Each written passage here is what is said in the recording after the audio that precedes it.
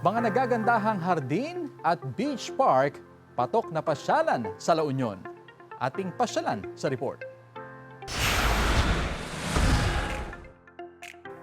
Mga kapuso, nature trip ba ang hanap nyo? Tara na't bumiyahe sa probinsya ng La Union. Mapapawaw ka sa charming nature park sa bayan ng Agoo. Ito ang Lakay Ago Nature Park. Talagang mapapag-go ka rito dahil sa picturesque garden setting, tahimik na lugar at preskong hangin. Isama mo pa riyan ang Hobbit-inspired nook. May camping site na offer din sa lugar. At ang pinaka-perfect spot sa lahat ay ang sunset view sa lugar.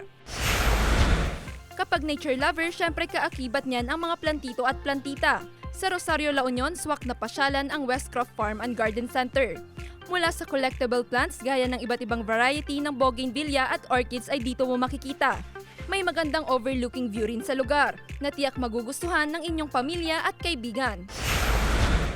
At dahil uso ang organic mode of transportation, tara na't lakbayin ang nasa 50 ektaryang lawak ng Bawang Bakawan Ecotourism Park. Tampok rito ang napakahabang boardwalk sa gitna ng malago at naglalakihang bakawan. Maaari kang gumamit ng bangka para mangisda o di kaya panoorin ang mga dumadapong ipon sa mga bakawan. Popular din ang lugar sa scenic view ng dagat. Jewel Fernandez, One North Central Luzon.